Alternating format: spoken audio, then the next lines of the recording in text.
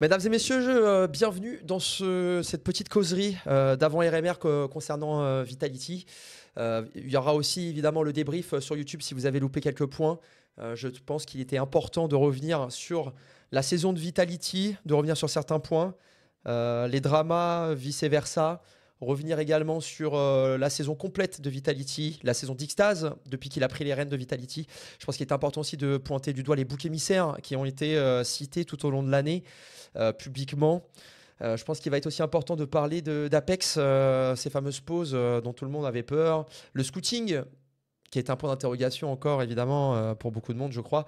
Les problématiques réelles, cette fois-ci qu'on abordera sur la chaîne, notamment concernant les 3 rifles qui aujourd'hui sont pour moi une vraie problématique trop peu citée par rapport à d'autres choses. Et on terminera évidemment sur la toxicité, l'importance de soutenir cette équipe, la toxicité des Français. Et on finira également par un petit talk personnel à cœur ouvert pour ma part me concernant. On va pouvoir commencer, mesdames et messieurs, cette petite causerie avec les résultats de l'année. Donc Vitality, cette année, on a tout simplement une équipe qui a réussi tout de même à performer, malgré ce que les gens diront. Donc on va reprendre les performances depuis le début de l'année. Il y a eu une glissade à Kato. Ça démarre jamais très bien pour Team Vitality Katowice. On le sait très bien. C'est pas une nouvelle. Ziwo est bon qu'en deuxième partie d'année. Voilà, c'est à partir de là, quand l'un des meilleurs joueurs du monde est moins bon, finalement l'équipe est moins bonne. Mais c'était quand même une sacrée glissade. Et on pourra rien leur en dire par rapport à ça. On est habitué. On espère qu'un jour la curse arrivera. Arrivé au Major, Vitality arrive jusqu'en demi-finale. Demi-finale du Major face à FaZe, qui ira donc en finale jusqu'à faire une 3e carte face à Navi. 3e carte catastrophique, notamment de la part de Karrigan. Mais Vitality démarre quand même après cet échec à Kato super bien en allant jusqu'en demi-finale. On attendait mieux, on attend toujours mieux de Vitality, c'est une certitude. Mais encore une fois, on va pointer du doigt cette fameuse rencontre face à FaZe et cette fameuse 3e carte face à FaZe, puisqu'on va avoir Spinx et Flamesy ou plutôt Spinx qui a complètement torpillé cette dernière carte en ayant 7 kills au compteur seulement pour un score quand même qui reste de 13-8, c'est-à-dire un score quand même serré. Vitality met le premier pistol, mais heureusement qu'il y a le premier pistol parce que derrière sur les rounds d'armée c'était un petit peu difficile, mais on remet un peu de contexte évidemment. Spinx n'a pas été bon sur la 3e carte, ce qui a quand même grandement handicapé Vitality. Ziwo n'était pas en surperformance comme peut l'être par exemple un m0NESY lors de demi-finale et lors de finale. Donc on n'a pas eu le droit à un très grand Vitality, mais un petit Vitality avec un Ziwo malade, je le rappelle, va quand même en demi-finale de Major. On va switcher sur l'autre compétition qui se déroule juste après, puisque Vitality a décidé de squeeze les IEM Chengdu. IEM Chengdu qui a notamment été remporté par FaZe. On part sur l'ESL Pro League. ESL Pro League, Vitality fait un tout droit et va directement se frotter les mains face à Moose en abattant notamment sur le chemin FaZe et Astralis. Ils arrivent face à Moose et là c'est un no-match total au global de l'équipe. On ne reconnaît pas le visage de l'équipe. C'était terrible à voir. Voilà, c'était tout simplement terrible. On a vu vraiment le pire visage possible de Vitality, mais Vitality, avec un visage terrible va quand même jusqu'en finale. Place aux IEM Dallas. Les IEM Dallas, on se rappelle notamment qu'il y avait Stewie2K qui remplaçait Oxy, Nico était au lead. Et on va jusqu'en finale de nouveau, coup pour coup. Vitality donc enchaîne demi-finale, finale. On se rend compte quand même qu'il y a quand même un petit quelque chose qui manque au sein de ce roster et on en parlera justement à la fin si vous restez jusqu'à la fin. Vitality va aller donc chercher une finale face à G2. G2 qui est en dessous, boosté par le super sub que peut être Stewie2K et notamment boosté par le public. C'est quelque chose qu'on pourrait dire avec n'importe quel joueur évidemment, mais ça a eu son petit effet et on a surtout eu un match exceptionnel de la part de m0NESY. Et là, on va aller regarder les stats, évidemment, de cette finale, puisque tout le monde adore les stats. On va aller regarder les stats de cette finale et on se retrouve avec m0NESY en haut, Ziwo derrière, Flamesy, Spinx et Apex, qui sont clairement en dessous peut-être de ce qu'on attendait un petit peu d'eux. Quand on regarde plus haut, il y a un joueur qui prédomine. Et oui, il y a un joueur qui prédomine, c'est m0NESY, qui va complètement oblitérer, éteindre la nuque 3e carte de la part de Vitality.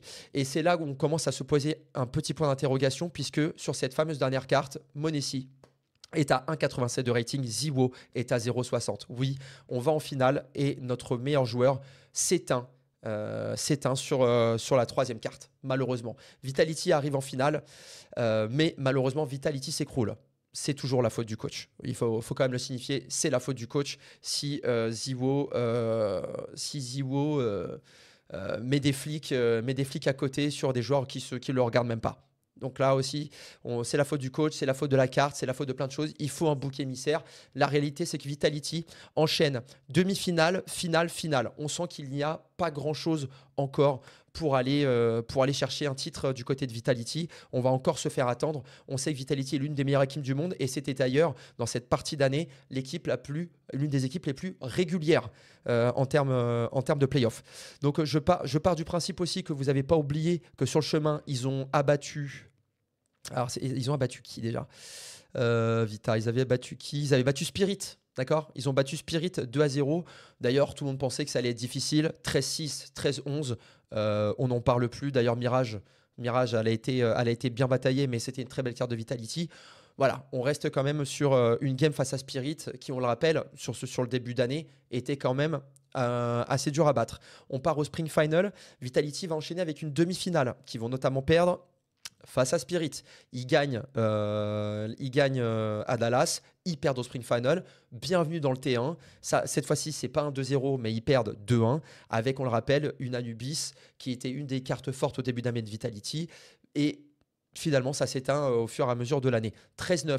13-9, c'est pas un score dégueulasse. On s'attendait à ce que Vitality gagne, mais vous connaissez la scène professionnelle. Vous pouvez rejouer un match 10 fois. C'est forcément une des deux équipes qui gagne, et surtout quand on est parmi les meilleures équipes du monde. Donc Vitality s'écroule. Attendez, hop. Vitality s'écroule une nouvelle fois, donc en demi-finale. Il manque toujours pas grand-chose. Pour aller chercher encore une fois une finale. On l'a vu, 13-9, 13-9 sur les deux cartes. Donc Vitality est toujours en jeu, Vitality est toujours fort. Il manque toujours quelque chose et on en parlera juste après. On arrive à l'Esport World Cup, grosse glissade qui était notamment un objectif de Vitality d'aller chercher cet Esport World Cup parce qu'ils ont mis les sous pour aller chercher un Esport World Cup, pour aller chercher les 7 patates, les 7 millions. Et il y a eu un échec de la part du roster du roster Vitality CS, et c'est Navi qui va aller empocher les 400 000 $. Et là, clairement, on peut le dire, c'est un vrai échec. Là, on est sur un échec. Kato était un échec, l'eSport World Cup était un échec. On était sur la reprise de saison, et c'est à partir de là que Navi va envoyer également un peu le... Navi a envoyé le rouleau compresseur à partir du Major, mais à partir de là, on verra les performances de Navi, parce que là, on est post-player break. Ça veut dire que y a eu le player break, il y a eu tous les trucs que vous avez su. Il y avait tous les trucs que vous avez connus. Alors, le format était éclaté, on peut parler du format, mais il y avait tous les trucs que vous avez connus, notamment par rapport à Spinks, qu'il y avait une volonté potentiellement de départ, de partir ailleurs, etc. Volonté qui a été éteinte avec le groupe. On reste ensemble, on y va et on fait une deuxième partie de saison ensemble. Qu'est-ce qui se passe derrière, après la World Cup? Et bien tout simplement, il y a les Blast World Groups, mais ça, tout le monde s'en bat les couilles parce que c'est de la merde et de toute façon, l'année prochaine, ils y sont plus. Et là, il y a Cologne. La prépa des joueurs est bonne, pour ne pas dire excellente. Et là, d'un coup, il y a tout le monde qui clique. Et là, on trouve le vrai visage de Vitality. Ce visage qu'on n'avait pas eu réellement au Major sur la troisième carte, ce visage qu'on n'avait pas eu en finale face à Moose, ce visage qu'on n'avait pas eu en finale face à G2 sur la troisième carte où Ziwo n'est pas là, ce visage qu'on n'a pas eu au Spring Final où ça joue face à Spirit et il manque ces petites choses. Là, il n'y a plus de petites choses. Là, on ne fait pas dans le détail. On a Ziwo qui va aller chercher une ultra performance. Qui va chercher son MVP. Bon, ça, évidemment, on est tous au courant. Ziwo qui est à 1,28 sur 4 cartes. Ziwo qui a 100 kg compteur. Ziwo qui a 90 d'ADR alors que c'est le sniper. Ziwo est parti chercher un MVP. L'équipe est partie chercher un tournoi. Et là, on retrouve parmi les cartes... Voilà, on a Mezi qui est en bas, voilà, la petite D2, voilà, Mezi qui est un peu en bas aussi, un 0,6, etc. Mais c'est ce qu'on lui demande, entre guillemets. On n'a pas besoin qu'il soit en ultra performance non plus. Voilà. Et là, tout de suite, on remarque tout de suite quoi? Ah bah, Spinks, il joue. Ah bah, Flamesy joue. Oh, putain, c'est dingue. On va remarquer quoi là? Oh putain, il joue le bâtard. Oh, il joue le bâtard. Oh, il joue. On est à Cologne, il joue le bâtard. Oh putain, le minimum, il a 1,09. Il joue le bâtard. À 1-14, oh, il joue le bâtard. Ah là là là. Ah, ça joue. Ah, les rifles, ils sont en train de jouer là. Ah, là, les bâtards, ils sont en train de jouer là. Les rifles, ils sont en train de jouer. Ah, ça y est, ça commence à jouer un petit peu à CS. Ça y est, ça clique. Ça y est, on n'a pas, le 7-14 en demi-majeur. Non, non, là, on a le vrai Spinks. Voilà. Voilà. Là, les rifles, ils commencent à jouer. Comme c'est bizarre. Les rifles commencent à jouer, ça gagne des tournois. C'est bizarre quand même. On va sur Inferno, 0,91, mais regardez qui suit derrière. Il y a toujours quelqu'un qui suit Zivo derrière. Il y a toujours des suiveurs. Voilà, il y a toujours des suiveurs. Et vous êtes chez Vitality. Vous êtes dans la meilleure équipe du monde, une des meilleures équipes du monde, et vous avez l'un des meilleurs joueurs du monde. Fatalement, dans le projet, si ton meilleur joueur du monde n'est pas là à 100%, tu as des défaillances. Défaillances qui doivent être comblées par tes rifles. Je dis TES rifle et pas ton rifle. Je dis TES rifle. Si lui, il n'est pas là, mais que les deux autres sont là, c'est bon. Si lui, il n'est pas là, mais que les deux autres sont là, c'est bon. Voilà, c'est tout. C'est comme ça. C'est mathématique. C'est une équation. C'est mathématique. Si tes rifles sont là, et surtout que Flamesy qui a beaucoup plus d'impact, notamment avec ses intris, si surtout Flamesy et Spinks sont là, peu importe comment Mezi joue, si Spinks et Flamesy sont là, il n'y a pas match. Il n'y a pas de match. On a quand même vu un 3-1 face à la meilleure équipe du monde à ce moment-là. Donc Vitality remporte Cologne. Magnifique. Tout est beau, tout est les gentil. On a un leak qui sort quelques jours après en disant finalement l'équipe joue en dead team, etc., etc. Et moi, ce qui m'a chagriné, c'est qu'on est en train de fêter une victoire de Vitality dans un tournoi mythique. C'est la grande première pour des Français. Apex et Ziwo ont été les seuls Français à avoir soulevé Cologne. On est dans un moment, quand même, on va dire un peu historique pour le Counter-Strike français. Et moi, ce qui m'a déplu, c'est qu'en mode, vous êtes plus attiré. C'est même pas tant le leak de Seb. Seb, il peut leak tout ce qu'il veut, on s'en fout. Tant mieux, tant pis, on s'en fout. Mais vous êtes beaucoup plus attiré par du leak dans les équipes que par le fait de fêter un tournoi mythique, une victoire incroyable de la part d'un roster qui avait marqué dans son calendrier au fer rouge. Ils avaient marqué quoi? Ils avaient marqué Cologne. Et ils remportent Cologne. Donc, qu'est-ce qui se passe à ce moment-là? Eh bah, il se passe ce qui se passe. On a un petit relâchement. En vrai, on ne s'y attendait pas à ce qu'il gagne. Oui, on ne s'y attendait pas. Mais qu'est-ce qui se passe? Il y a un relâchement, comme toute équipe qui se relâche, et ils font une Pro League de merde. Ouais, ils vont faire une Pro League de merde. On vient de gagner Cologne. Qu'est-ce qu'on en a à branler, même des Fall Final? Qu'est-ce qu'on en a à foutre? C'est le relâchement classique des équipes.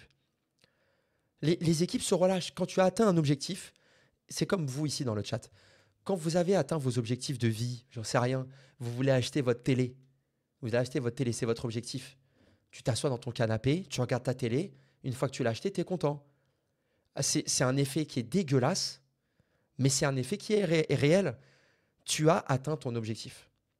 Vita aurait dû gagner beaucoup plus ici. En fait, c'est s'ils n'avaient pas si mal joué ici, là, à Dallas, en finale, s'ils n'avaient pas si mal joué au Major et ils auraient été en finale du Major, s'ils n'avaient pas si mal joué à cette demi-finale de Major sur la troisième carte, si Spinks ne nous avait pas torpillé cette demi-finale, Navi n'a pas l'air de se relâcher. On est d'accord. On verra au Major. En fait, Rodoleno, la fatigue accumulée de l'équipe, on verra ce que ça leur fera au Major. Peut-être que je vais avoir tort. Je te dis pas que j'ai tort. Je te dis simplement que c'est une grande possibilité, à tel point que tout le monde voit G2 gagner là en ce moment. Tout le monde là, vous êtes tous émoustillés pour voir G2 gagner au Major. Je peux comprendre que vous voyez G2 gagner au Major. Je le comprends. Mais la réalité, c'est que quand on fait les comptes sur l'année de Vitality qui vont en plus avec un stand-in chercher, enfin, au Fall Final, ils font demi. Encore une fois, ils sont dans le peloton. Ils sont pas éclatés. Ils perdent face à G2. G2 qui va gagner. Voilà. Notamment sur une Mirage bataillée. Ça s'est joué à 2 rounds. Voilà, ça s'est joué en overtime. Voilà. Bienvenue dans le monde de Counter-Strike. Bienvenue sur CS. Vitality va nous chercher encore une demi-finale où ils auraient pu aller en finale. En finale. Ça se joue à rien. Ça se joue encore à rien. Comme face à Spirit, ça se joue à rien. Alors oui, vous allez me dire, ouais, mais à chaque fois, ça se joue à rien. Ouais, mais ça se joue à rien pour toutes les équipes. Quand Vitality éclate Spirit ici, ça se joue à rien aussi. Quand ils éclatent Spirit à OZM Dallas, on peut le dire, ça se joue à rien. Et on va au Blast World Final avec un stand-in. On termine encore en demi. On va jouer face à G2. Et, excusez-moi du terme, mais la D2, il y a 13-10, c'est serré, on a galéré. Et ça va taper Inferno. Et la Mirage, il y a 13-8. Vitality, ils auraient très bien pu gagner face à G2 là, au Blast World Final. Ils auraient très bien pu la gagner. On s'est pas dit, on s'est fait éclater le fiac. Non, c'est faux. On s'est pas fait tordre en 4. Il y a eu une game. Ils vont chercher ils gagnent des deux, c'est fini en fait. Ils gagnent des deux, c'est fini. Et le délire, c'est que si je vous écoute, l'année, elle est catastrophique. Alors que quand je regarde l'année, personnellement, hein, je me dis, il y a une finale de gagner. Il y a une, deux, trois, quatre demi. Il y a une finale de gagner, non, 3 finales de jouer, une de gagner, dont un tournoi mythique, et 4 demi-finales. Et à chaque fois que tu perds en demi-finale, tu perds face au. À chaque fois que tu perds face au. Tu perds pour de la merde.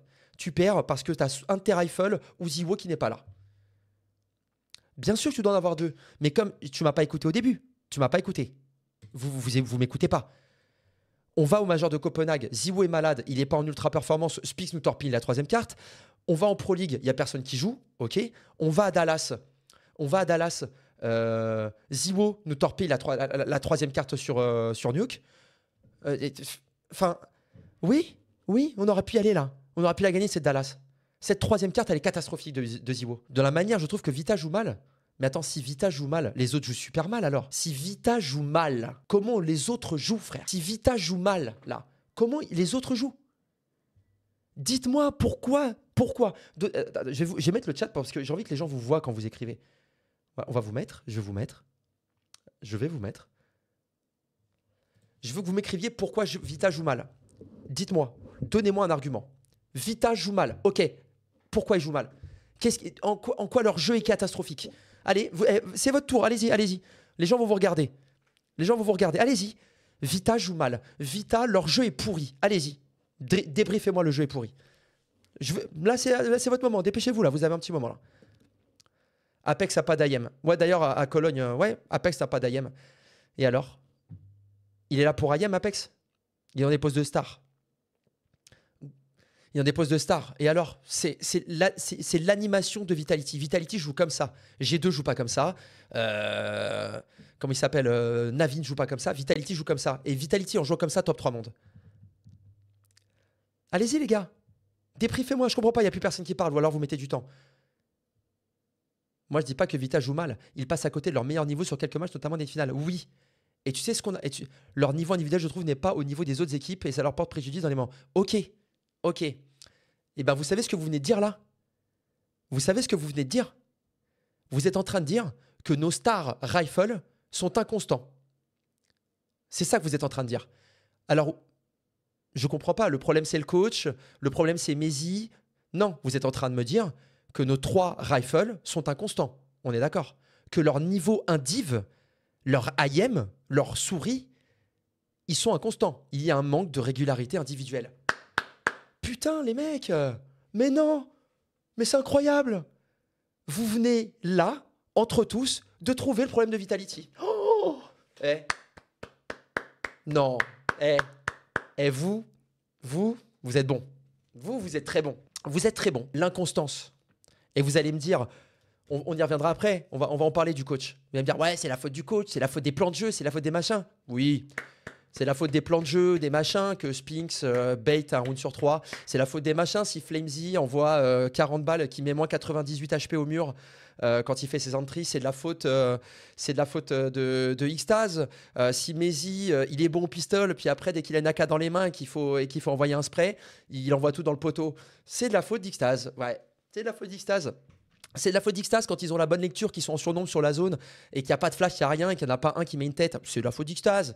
C'est de la faute d'Apex aussi dans ses plans de jeu. Il est nul. Non, vous venez simplement de me dire et vous venez simplement de me prouver que c'est un constat. L'équipe est inconstante individuellement. Mais les solutions, et on en parlera après. On va parler du coach. Allez, on parle du coach maintenant. Vitality a dû changer de coach en cours de route. Vitality a dû changer de coach en cours de route. Qu'est-ce qui s'est passé? Alors, je vous remets les faits. Zonik s'est trouvé un oncle en Égypte. Et donc, du coup, il est parti chez Falcons. Parce qu'ils lui ont proposé un gros cachet. Magisk, dans un élan de sursaut. Alors, il y a eu peut-être des galères financières. Je ne parle pas financier. Moi, je vais vous parler du jeu.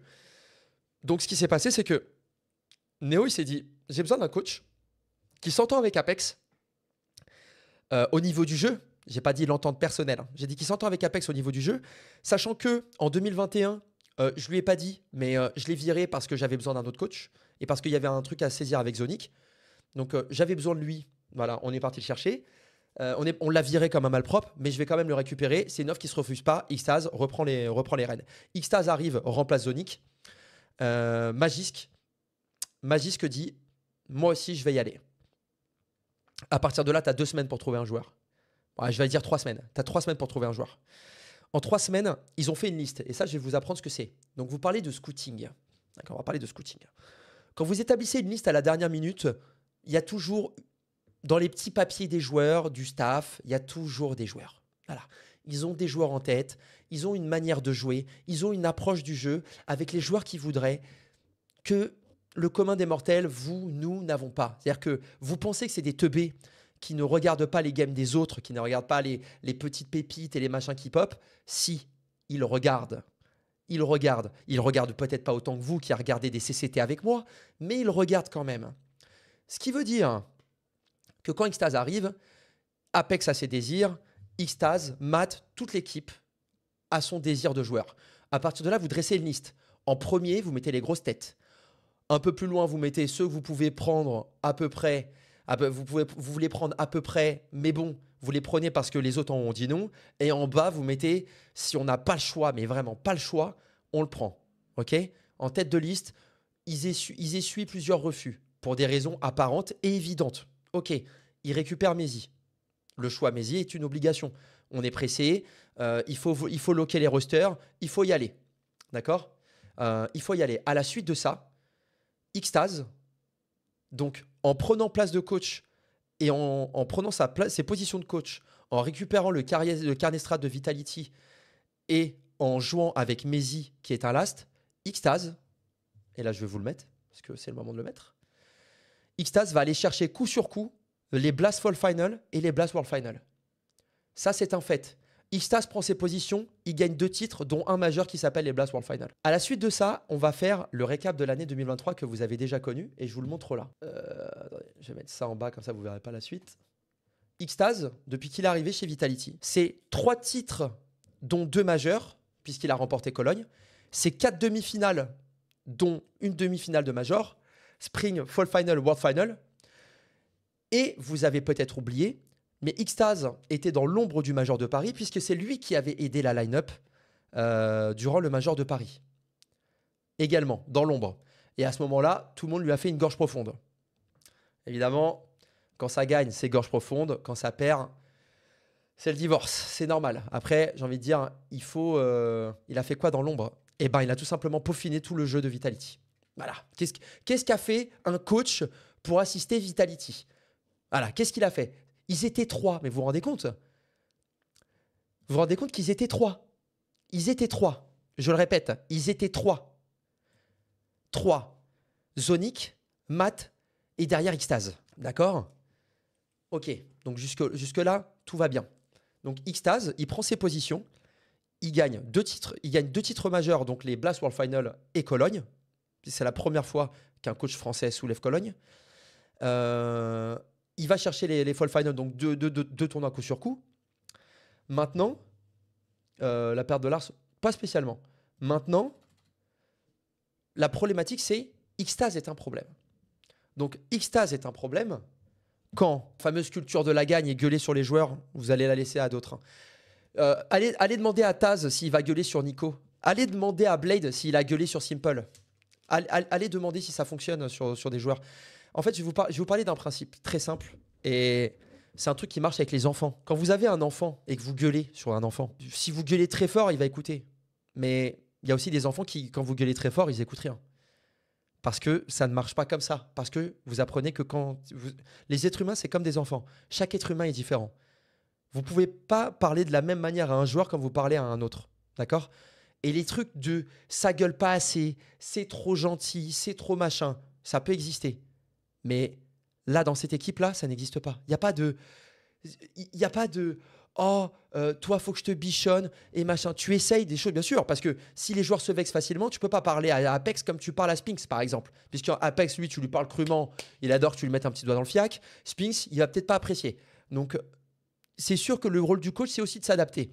La réalité, c'est que on va revenir aux performances, parce que moi, je vous parle de performance. Quand tu es aux IEM Dallas, et que tu as le meilleur joueur du monde, écoutez-moi, hein, et que tu as le meilleur joueur du monde qui est sur Nuke et qui te fait 9-16, vous croyez pas que Apex gueule assez déjà? Je vous parle sérieux là. Vous croyez que ça sert vraiment de lui gueuler dessus pour le remonter? Vous croyez que gueuler sur quelqu'un, ça le remonte quand tu es en finale je vous pose une question, je veux me répondez-moi sérieusement. Tu es en finale à Dallas, tu es sur la 3e carte qui va t'emmener pour gagner un titre. Tu gueules sur Ziwo là, à ce moment-là, tu lui gueules dessus, frère. Il va faire quoi, Ziwo? Ziwo qui est un mec introverti, Ziwo qui est une personne qui juste gentille, qui aime juste le jeu et qui est juste capable de démonter tout le monde avec beaucoup de simplicité. Tu veux lui faire quoi là? Exactement, tu lui baisses le futal et tu lui malaxes les bouliches. Voilà, merci. Tu ne gueules pas sur un mec comme ça. Vous voyez un peu comment Spinks est en retrait. Vous me dites toute l'année, ouais, Spinks, il a pas de voix. Spinks, il a pas de voix. Il parle pas on a l'impression qu'il parle pas beaucoup. Quand t'es là, face à FaZe, en demi-major, quand t'es là, en demi-major, face à FaZe, et que Spinks, il est en 7-14, tu lui insultes ses grands morts? Est-ce que tu lui insultes ses grands morts, là? Puisqu'il faut gueuler. Faut être méchant. Tu lui gueules pas dessus, frère. Parce que si tu gueules, tu remontes l'équipe. Tu remontes l'équipe au global, mais tu ne gueules pas sur les gens. Et c'est pas forcément une manière de faire. Et chaque manière est différente. On les voit bien, les mecs qui gueulent. Hein. Regardez où il est, le coach de Tapsen. Vous croyez que Blade y gueule? Vous croyez que Taz y gueule? Non. Parce que tu dois, quand tu coaches une équipe et que tu es derrière, tu dois faire en sorte qu'ils soient ultra focus tout le long. Tout le long de la game, les mecs doivent être ultra focus. C'est tout. Tu dois les remonter, tu dois les encourager. Et surtout quand tu es sur une scène. Il t'avait pas, mais il a dit. Bref, il y a une multitude de choses. Mais la manière de coacher d'Ixtase n'est problématique à l'heure actuelle que pour un grand public qui se pose des questions.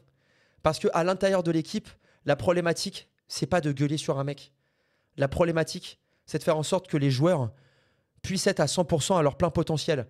Malheureusement, on a vu que depuis le début de l'année, est-ce que tous les joueurs sont à leur plein potentiel? Répondez-moi à cette question dans le chat. Est-ce que depuis le début de l'année, Spinks est à son plein potentiel? Est-ce que depuis le début de l'année, Flamesy est à son plein potentiel? Est-ce que Mezi est à son plein potentiel? Répondez-moi à cette question. Répondez-moi à cette question. Personne. Non. Spinks, oui, il est nul. À part les invités, on a tous constaté Apex qui tilt, un montage plutôt faible. On parlera d'Apex plus tard. La réalité dans ce roster, la réalité, c'est que peu importe les plans de jeu qu'ils ont essayés, Spinks, par exemple, tu ne peux pas le bouger de pause. Tu ne peux pas le bouger de pause. Spinks, il est à la pause qu'il doit être. Spinks, il est au même pause que l'année dernière. La seule différence, en CT par exemple, c'est qu'il est avec Mezi et qu'il n'est pas avec un cador comme Magisk. C'est la seule différence. Et je ne vois pas Spinks avoir d'impact en terreau.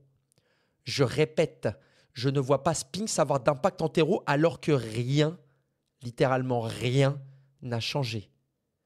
Le joueur n'a tout simplement pas augmenté son niveau de jeu. Le joueur est tout simplement devenu ultra inconstant. Et sur ses sides terreaux également. Mezi est arrivé, ne joue pas à ses pauses. Alors forcément, au début, il est un peu nul. Il doit prendre ses marques. On est tous d'accord pour dire que la deuxième partie d'année, depuis les IEM Dallas, on a vite remarqué que Mezi était revenu à un niveau plus que correct. Toutes les équipes anti-strat, Ben, toutes les équipes anti-strat. Vitality anti-strat. Quand il joue face à Navi, en finale, c'est que de l'anti-strat.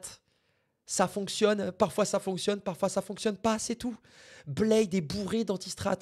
Même chez G2, ça anti-strat. Dans toutes les équipes, ça anti-strat. Ils savent exactement ce que font les joueurs.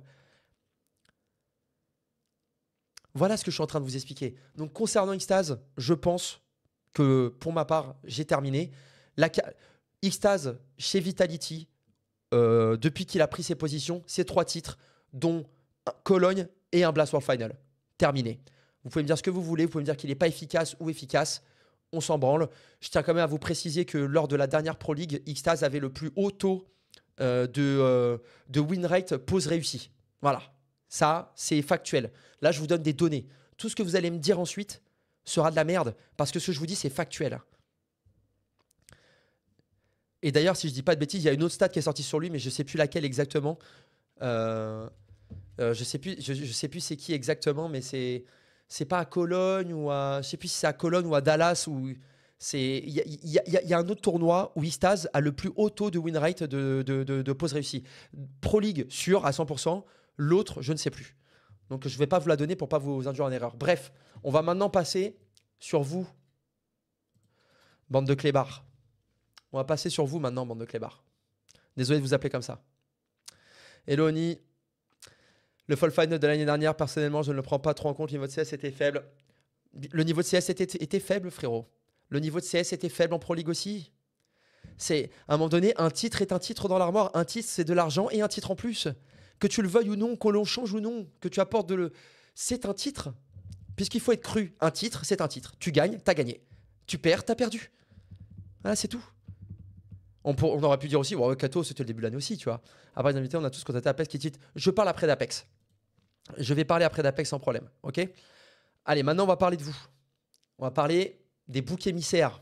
Ça, c'est mon... Oh, j'adore. J'adore les boucs émissaires. Alors, au début de l'année, et je tiens à préciser, depuis janvier, parce que personne ne disait rien en fin d'année. Hein. Personne ne disait rien. L'acharnement public, et c'est là où vous allez rentrer en jeu, mes chers spectateurs, l'acharnement public sur Messi. Non mais alors là, oh là là, oh là là là là, l'acharnement public sur Messi, il est nul, faut le bench, il est éclaté, machin. Mais les gars, vous savez, j'ai pris un exemple tout à l'heure. J'ai dit, en février, on est au Major, on sort du Major. Et je dis, mais vous êtes tous en train de taper sur Messi, mais vous n'avez pas remarqué que Spinks est éclaté au sol. Alors oui, il a des stats soignés, mais dans les games, littéralement, il n'a aucun impact positif. Aucun impact positif. Alors Messi est éclaté, hein, mais je vous le dis, Messi n'est pas bon individuellement. Il prend ses marques, tout ce que tu veux, Messi n'est pas bon. C'est ce qu'on appelle le fait de s'habituer à un nouveau rôle, à une nouvelle équipe, et vous venez de comprendre que ça prend quand même du temps. Mais la réalité, c'est que vous vous êtes tellement acharné sur Messi que vous ne regardiez même plus les games de Vitality, vous regardiez simplement le fait que Messi, il allait louper quelque chose. Alors que Spinks n'avait plus aucun impact. Zéro.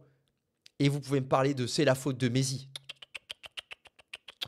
Non, c'est pas la faute de Messi. C'est pas la faute de Messi si Spinks rate des kills et n'arrive plus à faire des -2. C'est pas la faute de Messi. Donc il vous fallait un bouc émissaire. Bouc émissaire public. D'accord? Mais c'est un peu comme... c'est comme je disais tout à l'heure, c'est un petit peu comme à la télé. Vous voyez, tonton GG dans le fin fond du Finistère qui regarde CNews et BFM TV, il n'a pas besoin de réflexion. Non, puisque les infos lui donnent. Pas besoin. Tu gueules fort quelque chose, tu écoutes et c'est comme ça que et c'est la vérité. Donc, il faut virer Messi. Mais vous croyez que derrière, ils sont pas cons chez Evita? Enfin, ils sont cons chez Evita. Ils jouent avec lui tous les jours. Ils lui parlent tous les jours. Le staff, Dan, vous croyez qu'ils sont débiles? Vous croyez qu'ils allaient faire une Kyojin bis? Est-ce que vous les prenez pour... Je pense que vous les prenez pour des débiles. Vous les prenez pour des gens cons. Parce que la réalité, c'est que Messi, il était juste en train de prendre ses marques. Et qu'à la deuxième partie d'année, c'est beaucoup mieux. À partir des deuxième Dallas, il a pris ses marques et on voyait un Messi solide. Un Messi qu'on n'a jamais vu. Et d'un coup, oh mais tiens, c'est bizarre. Messi devient bon. Et là, Ah putain, mais Spinks, finalement, il est pas bon. Ah.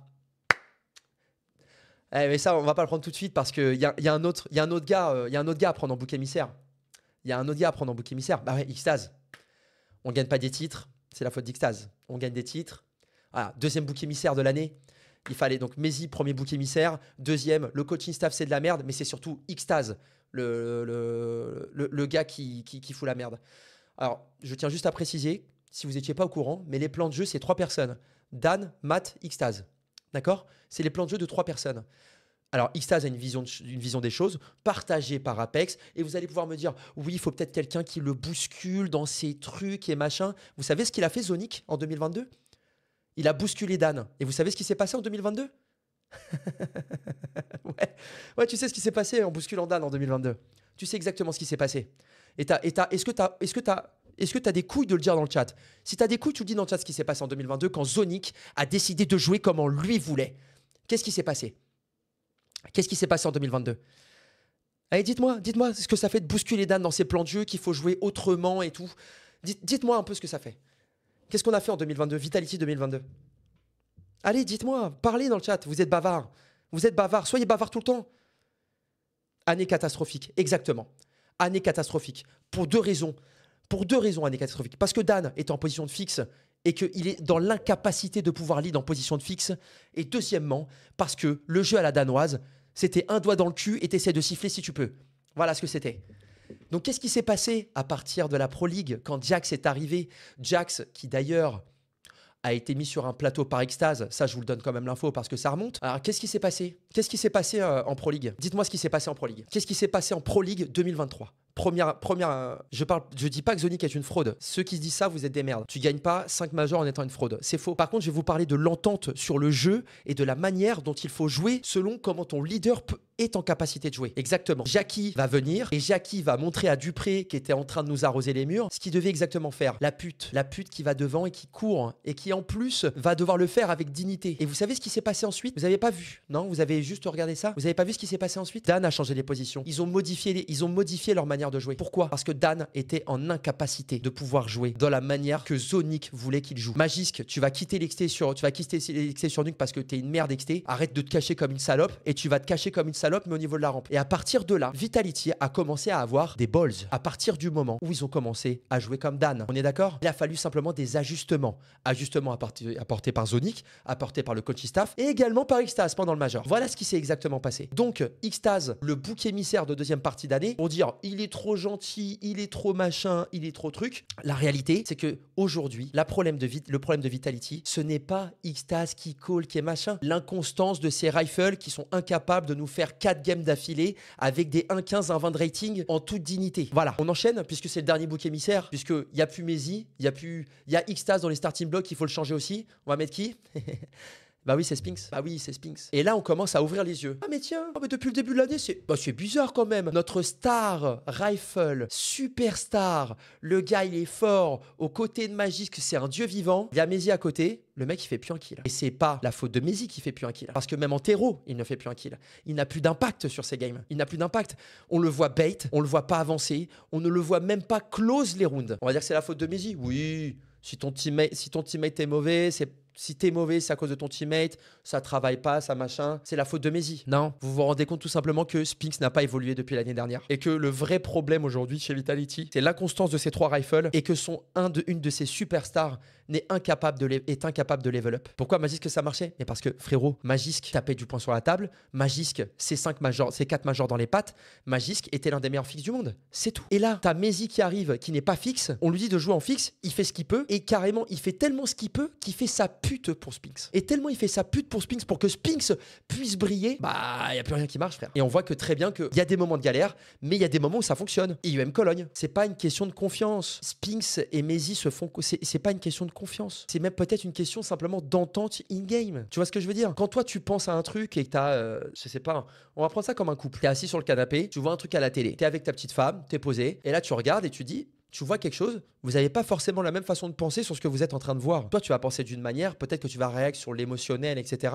Et elle va réagir sur l'intellectuel, sur ce qui peut se passer. Mais non, ça mise pas sur des indives, c'est faux. Ils ont des plans de jeu. C'est simplement que leurs individualités ont du mal à s'exprimer librement. Et surtout tout le temps. C'est rien à voir avec les plans de jeu. Les plans de jeu, ils les ont, mais simplement, ça ne clique pas. Et peut-être qu'il y a une potentielle mésentente entre Spinks et Messi. Mais on l'a bien vu à Cologne, ça connecte. C'est simplement que ça ne connecte pas tout le temps. Et on appelle ça de l'inconstance. C'est tout. Il l'a très bien dit en plus. Et il l'a très bien dit, Dan, dans une interview. Il a dit mot pour mot, on a le read, on a le call, on a tout, mais ça foire. Il y a un mec qui oublie un truc. Il y a un gars qui est pas connecté. Il y a machin. Parfois, les mecs se déconnectent. Et il a dit, c'est le problème Vitality 2024. Il l'a dit en interview. J'ai fait une interview avec lui. J'espère que vous l'aviez écouté quand même. Maintenant qu'on a passé les boucs émissaires, on va passer sur les pauses d'Apex, Star Player. On va parler un peu d'Apex. Arrêtez avec ces pauses. Arrêtez avec ces fameuses pauses. Il est dans des pauses de star player, il frag pas assez, etc. Vitality, c'est 4 demi, c'est 3 finales, dont un Cologne. Il joue comme ça et ça vous posait pas problème non plus l'année dernière. Je vous ai pas entendu gueuler sur Apex l'année dernière. Cette année, il faut gueuler sur Apex. L'année dernière, faut pas gueuler. Alors oui, il a une méforme individuelle sur la seconde partie d'année. Encore heureux, frère. Encore heureux. Il se triture l'esprit depuis le début de l'année pour que tout fonctionne. Donc s'il a une méforme individuelle, d'accord. Mais les autres, alors vous allez me dire oui mais il a des poses de star, etc. Écoutez, le jeu de Vitality aujourd'hui il est tel qu'il est, c'est à dire que Apex est au cœur du jeu et ça veut dire que toute la façon dont est attelé le jeu de Vitality, eh bien il est attelé aussi en conséquence que Apex n'est pas un ultra fragueur. Vous les pensez teubés, littéralement, vous croyez qu'ils sont teubés. Chaque équipe joue d'une manière différente et vous allez me dire oui, bah écoute, chez G2 c'est Nico dans le connector, chez Truc c'est c'est Ime ou je sais plus, dans JL il joue short, je crois que c'est Ime dans le connector ou je sais plus qui c'est dans le connector. C'est Ime, oui, il y a des joueurs qui sont beaucoup plus forts, mais il est pas tout seul. Il est pas tout seul, Dan, pour taper son middle, pour jouer son connect. Il est pas tout seul. Ping c'est short, Ziwo est pas loin, il y a toujours quelqu'un. Donc ça veut dire que dans tous les cas, votre lubie sur le fait que Apex joue des poses de star, le jeu de Vitality est fait pas autour d'Apex, il est fait autour des joueurs qu'il y a et que Apex est au cœur du jeu pour pouvoir mieux lead et mieux diriger son équipe. Pourquoi vous voulez changer ça? Sous prétexte qu'il sous-performe un petit peu. Donc on change quoi? On change Apex, on le met fixe, on revient en 2022 et on prend un autre joueur star qui va briller dans le middle et après on voit ce qui se passe. C'est ça. C'est ça en fait ce qu'il faut faire. On met Apex en fixe en B comme Alexib où il va sauter tous les rounds. On met un joueur star. Apex ne peut plus lead le middle. Apex ne peut plus atteler la défense littéralement. Et donc on modifie tout le jeu de Vitality. Vous savez ce qui va se passer si Apex retourne en fixe? Il sera tellement nul que vous allez tous vouloir. Vous auriez même plus envie de voir ce qui se passe. Pour vous, ça sera le départ d'Apex. Et moi, je vous le dis personnellement, si Apex redevient fixe, ça sert à rien. Ça sert à rien. Ça ne sert à rien. Je veux même pas le voir en fixe. Je veux même pas le voir. Il y a aucun intérêt à ce qu'il pas le fixe. Son remplaçant sera bien meilleur. Son remplaçant sera bien meilleur. T'as toujours pas compris qu'une équipe, c'était comme un piston, frérot. Voilà, une équipe, c'est une voiture. Voilà, c'est comme une voiture. Il est vrai qu'Apex est une personne qui est ultra énergique. Quand on parle d'énergie, on parle de plein de choses, mais on sait très bien, vous le voyez, Apex, il n'y a pas besoin de faire une dissertation pour voir comment il se sent dans la vie. Il gueule et qu'il sourit, il est bien. S'il gueule pas et qu'il sourit pas, il est un peu dans le fond. Donc, la réalité, entre ce qu'on sait de lui et son live la dernière fois où il a dit que l'ambiance n'était pas folle, elle n'était pas éclatée au sol, mais n'était pas folle non plus, on peut penser que ça peut l'affecter. Surtout que on est sur une fin d'année et on sait très bien, Apex a 31 ans, on est sur une fin d'année et pour un joueur de plus de 30 ans, de vivre en tant que capitaine jusqu'au bout de cette année, ça peut être difficile. On le sait, vous le savez, je le sais aussi. Maintenant, il a dit ça va. Il a dit que ça allait. Ça veut dire qu'il est capable de tanker ce RMR et ce major. Par contre, on verra à la fin, on fera les comptes à la fin, et même lui, je suis persuadé, le dira, comment lui se sent. On peut pas prétexter le fait qu'il est en burn-out ou machin, alors que lui-même est en train de dire un peu le contraire. Parce que ça serait parler à sa place, et je pense qu'on n'est pas censé parler à la place des gens. Donc la réalité, c'est que oui, il y a un potentiel chance que Apex soit fatigué. Je suis persuadé qu'il amènera, quoi qu'il arrive, cette équipe jusqu'au bout parce que le projet de Vitality, c'est un peu son projet. C'est lui qui l'a mené aussi haut et on peut que lui souhaiter du bien. Voilà la réalité des faits. Et d'aller le critiquer sur ses positions plutôt que de l'encourager, moi, vous me tiltez de fou. Moi, je vous jure, vous me tiltez de fou. Et ça sera d'ailleurs le prochain point. La toxicité et l'ambiance générale de vous en France, en fait. Mais je vais vous prendre tous au global parce que peu importe ce que les acteurs disent, vous avez un plus gros impact, vous, parmi ce chat, vous avez un plus gros impact sur les joueurs que ne peuvent avoir des personnes du milieu. Voilà. Et là où je veux vous emmener, c'est qu'aujourd'hui, la France sur Counter-Strike, c'est Vitality. On va pas se mentir. Ils disent, non, il est pas forcément toxique. Il dit les choses à sa manière. Par contre, la manière dont vous le réceptionnez, c'est autre chose. En fait, faut arrêter, faut pas non plus donner Enfin, moi, je déteste quand les gens disent, il dit ça, c'est de sa faute et tout. Non, c'est faux. C'est totalement faux. Je suis pas d'accord. Chaque personne est capable de dire exactement les choses comme il a envie de le dire. Par contre, la manière dont vous l'avez de la retranscrire et d'intellectualiser ce qui se passe, c'est plus important. Je vous reparle de ce que je vous disais tout à l'heure. Gérard, 50 ans devant CNews, s'il réfléchit pas, ah bah frérot, on repart en 39-45 quoi. Et vous avez aussi un rôle à travers ça. Vous avez aussi un rôle. Vous avez le rôle d'essayer de comprendre, d'aller chercher plus loin que le bout de votre tub pour essayer de se dire, mais on a une équipe dans le terrain qui est top 3 monde. On a la chance d'avoir un coach, un assistant coach, un leader et Ziwo dans l'une des meilleures équipes du monde. Et les 4 Français, sauf dans les 3 Français, vous arrivez à me les descendre, dont 2 particulièrement. Je ne comprends pas. Parce que je vais vous dire un truc. Que vous trouviez qu'il soit pas, on va dire, pas aux normes, comme on dit, que vous trouviez qu'il soit pas au niveau, que vous trouviez qu'il ne soit pas au niveau. Je l'entends parfaitement. Mais si vous trouvez qu'ils ne sont pas au niveau, donnez des arguments factuels. Quand je vous parle d'Xtase et que je vous dis qu'il a apporté 3 titres, qu'il y a eu 4 demi et que je vous montre qu'il y a des joueurs à un moment opportun, les mecs, ils se descendent, je vous donne des données factuelles. Quand vous me dites que Xtase, c'est let's go, on y va, let's go guys, eyes in the sky, et frérot, vous êtes quand même pas aussi débile sur les postes tactiques quand même. Vous n'êtes pas aussi con, rassurez-moi s'il vous plaît. Vous n'êtes pas aussi con de me dire que Xtase, c'est juste un let's go guy. S'il vous plaît, vous n'êtes pas aussi bête. Rassurez-moi, là j'ai besoin d'être rassuré. Non, mais oui, non, mais je découvre chaque jour. Rassurez-moi s'il vous plaît, vous n'êtes pas aussi bête. Vous savez bien que Xtase est un énorme et fin tacticien. Vous n'êtes pas aussi bête quand même. Je suis en train de vous lire là, il y a personne qui parle. Répondez-moi là. Let's go Matou. Ouais, c'est... Et on arrive. Et vous arrivez à croire ça. Vous êtes comment? Genre, vous avez un cerveau quand même. On marche tous de la même façon. Alors, on fout pas tous le même kérosène dedans. Mais quand même. Et la réalité, c'est que vous avez tellement une carte à jouer. Vous avez tellement une carte à jouer pour cette équipe parce que demain, quand Apex va s'en aller, quand on n'aura plus de coach dans le T1, parce que pour X ou Y raison, de toute façon, de toute manière, ça reste dans le microcosme de la France qui se passe. Mais la réalité, c'est que quand on n'aura plus ça, on va soutenir qui? Il n'y aura plus personne. Vitality, aujourd'hui, c'est le plus gros moteur pour le viewership en France. On caste un match de Spirit contre Moose, il y a 1500 personnes. On caste un match de Vita, on dépasse les 10 000 et on va jusqu'à 20 000. Voilà, ça c'est une réalité. On va se dire qu'ils sont pas dans le T1. Ils sont pas dans le T1. J'adore 3D Max, c'est mes frérots. Hein. Ils sont pas dans le T1. On a la chance d'avoir un coach dans le T1. Et je vais pas. Là, c'est pas l'ami qui va parler, c'est le caster. D'accord? C'est le caster et le fan de Counter-Strike qui va parler. Si vous aviez vraiment 20 minutes pour parler de Counter-Strike, je vous assure que parler de Counter-Strike avec Apex, parler de Counter-Strike avec Xtase, parler de Counter-Strike avec Matt, c'est parler avec des mecs qui vous parleront comme jamais personne ne vous a parlé de CS. Et vous êtes en train de descendre les seuls mecs qui sont capables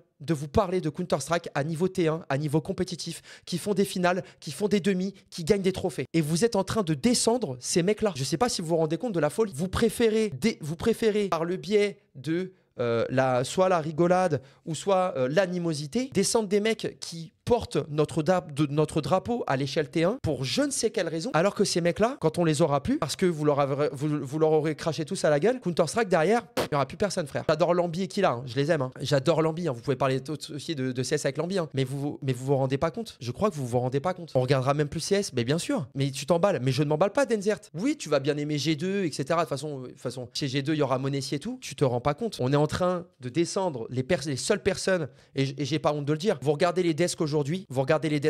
Les desks 1PV, les desks MGG, tout ce que vous voulez. Vous regardez un desk. S'il n'y a pas Matt, Xtase, Lambert ou Killa, il y a juste Varka qui relève un peu tactiquement le truc. Il n'y a personne qui est en capacité de pouvoir vous parler de CS comme ces 4 mecs-là. Voilà, je vous le dis. J'ai pas honte de le dire. S'il n'y a pas ces 4 mecs-là sur un desk, la plupart des choses, vous les comprenez pas. Alors, oui, nous, on est en capacité de pouvoir les exprimer. Je parle de Jawed, moi, Varka qui est beaucoup plus au-dessus. Cudder, tactiquement, bon, on va pas parler de Cud, mais Cud, on l'aime quand même.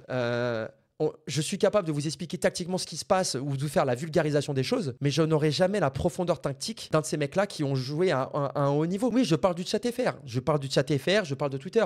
Je m'adresse à certains d'entre vous qui le font peut-être aujourd'hui. J'espère toucher, si j'arrive à toucher ne serait-ce qu'une personne par rapport à ce que je fais, je suis le plus content du monde. Moi, je sais que je suis capable de vous vulgariser Counter-Strike parce que ça fait 20 ans que je ponce ce jeu. Mais je n'aurai jamais la profondeur d'esprit tactique, la manière de jouer, comment s'attelle une équipe, de comment tu formes une équipe, de comment tout ça, parce que ces mecs-là ont réussi à le faire à une échelle tellement énorme. J'ai bien aimé Oz. Avec tous, j'adore Oz. Hein. J'adore Oz.